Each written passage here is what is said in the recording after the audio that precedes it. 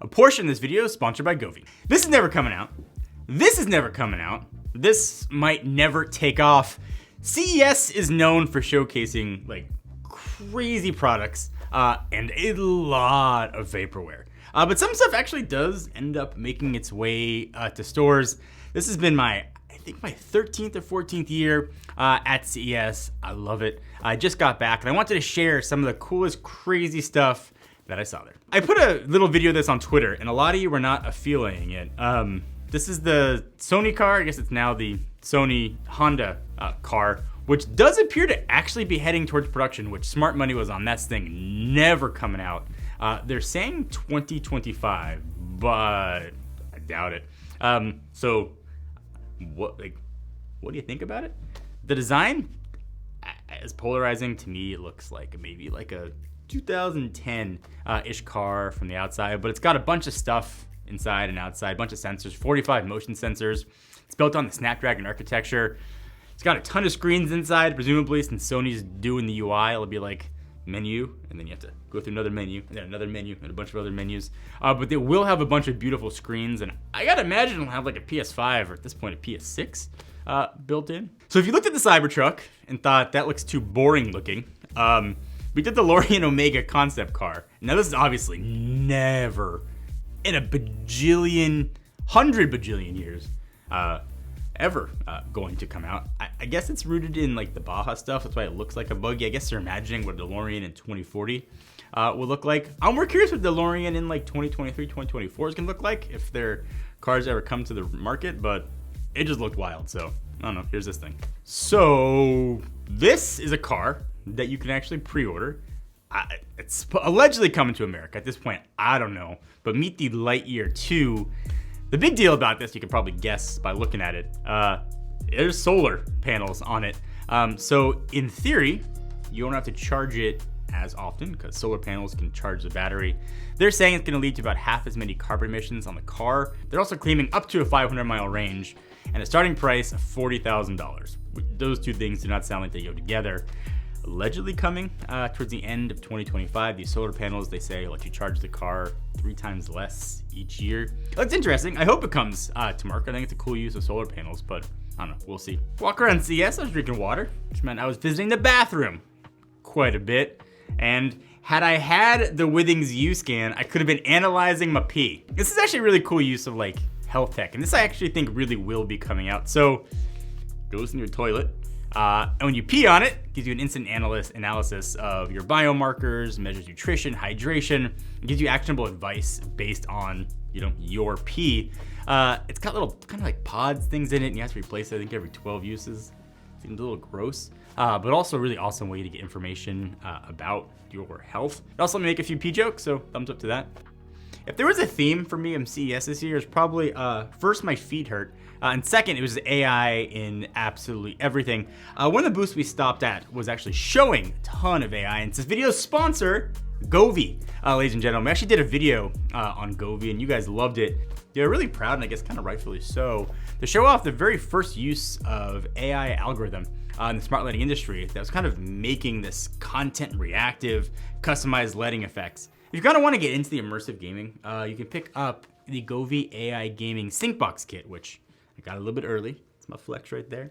Inside, you're gonna get an AI sync box, you're gonna get 1 LED light strip, and 2 the light bars. Those are the things they're gonna do, sort of the content reactive stuff too.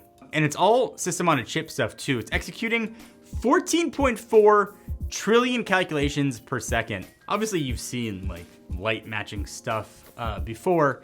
What those are doing is really just matching kind of the video that's coming out. What's happening here with the AI, you've got over 30 lighted effects customized for like a single game, supporting Apex, Valorant, and a bunch more coming in 2023.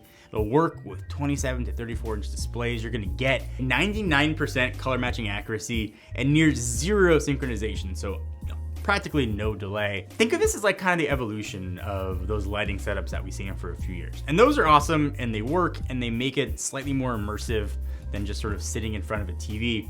But this is kind of the evolution of those setups. Instead of just sort of syncing with pictures that are happening. It's actually going to give you sort of an in-game experience that's utilizing, that's being done all through AI. So like imagine your health is running low, you start blinking red. Imagine you're healing and it starts glowing green. It's sort of adding to the experience instead of sort of augmenting what's going on. And Govee's really committed to this too. It's going to be an evolving platform. More games will be added, more experiences will be happening here. And since Govee's been around, their brand that I think is pretty trustworthy, and their brand that's delivered really quality products at affordable prices, I trust they're going to deliver on what they promise. So cars are all fine and good, but what about when you want to go chill on your boat? This boat. This is a Navier 30. They actually had it on the show floor. It's a hydrofoiling boat. I had to look up what that meant. I don't know much about boats. But this does make it 10 times more efficient than gas-powered boats because it's powered by electricity. It's 30 feet long, 35 knots max speed. It's got two 90-kilowatt motors, give you 75 nautical miles of range, which I learned is different than like land miles. I just thought it looked cool, so we saw it. I think it's coming out too. LG is known for bringing some strange displays to CES. They've brought rollables, and to their credit, they generally tend to come to market. This is the LG M3. It's a 97-inch OLED that has no ports. It's, I guess, essentially wireless, except for a power cord, so it's mostly wireless. The TV itself is streamlined and sleek. All the ports are in this wireless receiver box you keep in the same room, and it kind of just sends the signal. It still features the same pretty good TV stuff that LG is known for, 4K 120 Hertz. So latency would probably be a concern. You don't want to have somebody talking and the voice be out of sync. Gaming, probably not ideal here either. I imagine it's more of a demo, but LG does bring weird things to production, so I don't know, maybe. But that wasn't the only thing LG was showing. I couldn't tell if this is called the LG Object or the LG OLED T. Essentially, it's a screen that when it's blank, it looks like a piece of glass. You can completely see through it. And we've seen these before, but never that looked this good. I guess the idea, kind of put a TV in front of a window or in retail locations, it was just really cool. I mean, I don't know the practical use of this other than like those things I made up.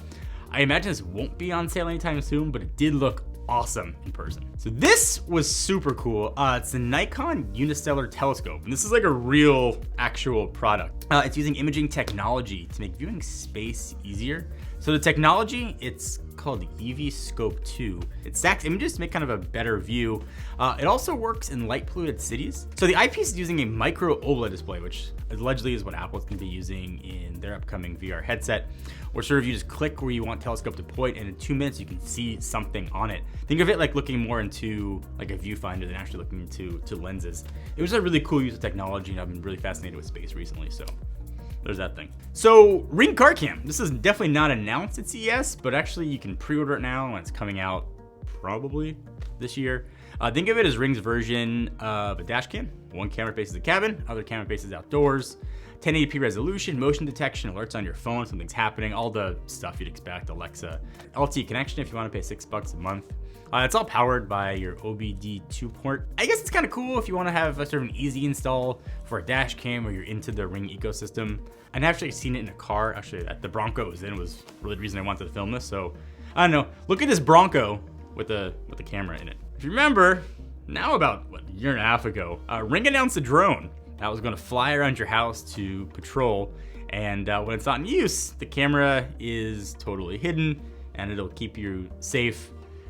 They were supposedly demonstrating it there, and I saw videos of it demonstrating, but when we saw it, it was doing what I imagined it would do in most people's houses when it's not being chased around by cats, dogs, or just kids. I think it looks hysterical. So less sexy, but probably more practical and definitely coming. How about Qi 2?